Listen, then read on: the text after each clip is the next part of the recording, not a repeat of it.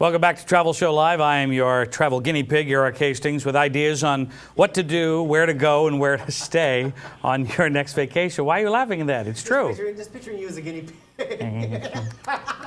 Yeah, well, all I'm saying is that, look, that people don't realize, like, now you may be watching this during the course of the week. We do this program on Sundays from 5 until 7 p.m., and then it replays all week because one of the things we do is I go out there and I travel on your behalf to help you make the most out of your next vacation. So while you may be watching this on a Wednesday, I may be stuck on an airplane. You know, you never know. Why are you laughing at me? I just learned that the FDA has approved us as a sleep aid. This is a sleep aid? This is an act? Oh, no kidding. I didn't know that. The show at 2 o'clock in the morning. Well, the question is, how good of a chef are you? Now, are you an aspirational chef? Do you have real trained skills? Or do you like to have do you have just enough skills to really get by? Well, I can help you with one book. It's called 250 True Italian Pasta Dishes. John Coletta is here. Yeah, that's what I'm talking about. The author's here. John's here, so everybody behave themselves. John, welcome to the program. Nice to have you here, sir. It's a pleasure to be here with you today. I'm sorry that the inmates are kind of ruling the asylum over here today. But, well, what can I do? What can I say? You know, you hired us. By the way, I'm very happy that there were so many color photographs in the book. Well, the publisher spent a lot of time selecting preparations that would really, really encourage someone who's reading the book to get up from reading and go ahead and cook something from the book. And it does help when you have a photo. Yes, very much so. Because at the end of the day, you're like, I just want to make it like it is on the picture there. I can do that. That's right. And the fact is, everyone can do that. I mean, it's not a mystery or a secret. I was going to say, now with Italian cooking, we're dealing with a core set of ingredients here, correct? That's right. And I think everybody, certainly there are chefs out there who say, yeah, duh, Erik. But for people who don't cook all the time or they think about branching out, let's talk about those core ingredients first. Well, in pasta preparations, you begin obviously with some 00 flour, which by Italian standards you need doppio zero, and it's gran tenero, and not to confuse anyone, but that's an important part of the preparation of the pasta. There's also gran duro, which is used, and that's used in the preparation of things like bigoli, which are a type of pasta that comes from northern Italy, the Veneto region. But if we're making fettuccine and pastas of that nature, we need basically some good flour from Italy, some eggs, some salt, and that's it. It's that simple. Then you take your favorite vegetables and you impart them onto the preparation, and then you've got a wonderful pasta experience. And it is that simple. It's not more complicated than that. Then if you want to go to the next level and begin to make sugos and ragouts and that sort of thing, that's also a lot of fun. But the important core ingredients in Italian cooking are that you must use high-quality extra virgin olive oil. That's a must. You need high-quality cheeses that are produced in Italy, not because Italy has the abilities to make these cheeses more so than other countries, but in fact, culturally, there's a reason why those cheeses are made that way and that they all work well together. So when we talk about regional cooking, and there are 20 regions in Italy, we want to use the oil from that region, the cheese from that region, and obviously, if at all possible, the flour that's produced from that region. And the chances are you're going to reproduce or replicate a very authentic product. Well, and this is the perfect time to talk about the internet for chefs is a wonderful thing, because not only can you get a little help if you get into some trouble, but in your preparation, most of those things you can order online, correct?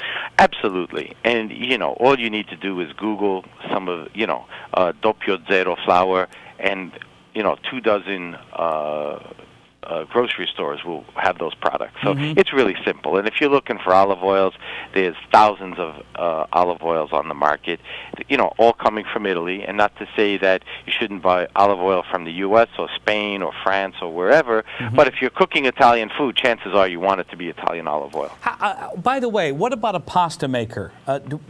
What kind of a pasta maker should we get? I would get a very simple one that you can attach to the tabletop at home. Yeah. Imperia makes one, to just name a brand, but there are hundreds of brands that are out there. And you mentioned it. Just go on the internet, and you should be able to get one at a very reasonable price. No need to pay the shipping from Italy. You can clearly get them on either coast, and obviously here in Chicago also. And it's that simple. And I would not get an electric one. I wouldn't spend the money to do that. I would get a nice handheld pasta maker. I would look to try to make pasta by hand if it's at all possible. Yeah. But if that's too cumbersome or too time-consuming, or you feel as though you're not ready to do that, get a mixer. I mean, it's that simple. Yeah. It's not a big deal. And it should be part of the fun. Oh, God, yeah. I mean, just think of how much fun it is. If you take a Saturday afternoon and you just took some flour, some eggs, a little bit of salt, and you tossed it into a mixer, and then you had your pasta machine, and after a few moments that the dough's made, you'd let it rest, and then you'd cut it into small pieces, run it through the machine, and in 30 minutes you're having this fabulous fettuccine preparation, or tagliatelle, or any string pasta, or cut it by hand if you wanted to make pappardelle, or now if you really graduate and you say, well, I want to make a filling, and I want to start making different types of ravioli and filled pastas, that's great too. That takes a little bit more time, but it's well worth the effort. Absolutely. And pasta is one of those things you can never get tired of it.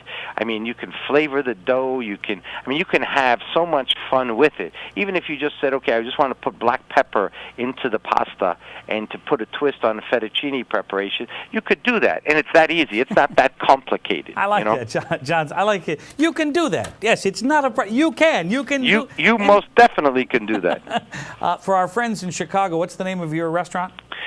Quartino is located at 626 North State Street. We're on the corner of Ontario and State. We're open 7 days a week for lunch and dinner. Right. And we have probably some of the most authentic Italian food outside of Italy, or at least that's what Italians tell us, that come directly from Italy when they visit Chicago, and they decide after being here once, if they're here for 3 nights, that they're coming back lunch and dinner. Yep. So we have some fabulous homemade pastas that we make every day, and our staff is dedicated to doing that. And we go through great lengths and great extremes to produce all these things. But it's a fun urban restaurant. It's got a lot of energy. The wines that we've selected go well with the pastas, and it's just a great experience. And I understand you are a gold medal winner in the Olympics. Is that correct? Yes, I am. I've done it twice, and those kinds of experiences are fabulous. And not to say anything less from that, but our most important asset is our customer, and every single day we want to make sure that we're out there cooking the Olympics for our customer and not necessarily for judges. Well, I love that. I love the book, 250 True Italian Pasta Dishes. Thank you, John, for doing this. Thank you so much. I really appreciate it. And we need to have you back on, because we got to go through whether or not we need to drain the pasta and put water on it. I have so many more questions. So will you come back? I'd be happy to come back. Drain the pasta and don't put anything else on it. No, right? You don't need to rinse it. No, please don't do that. Otherwise the sauce doesn't stick to it, right? No, sir. Just get boiling water, throw your pasta in, add salt, make sure it's cooked al dente or to the doneness that you prefer. Strain it and serve it. That's it. And don't throw it on the wall. Please don't do that. Please don't do that. Thanks, John. Thank you. I'll see you later Bye. on. All right, there he goes. Bye-bye. This book, I'm telling you, we all need to get copies of this immediately. We will continue here on Travel Show Live. You just have to return. We'll be right back.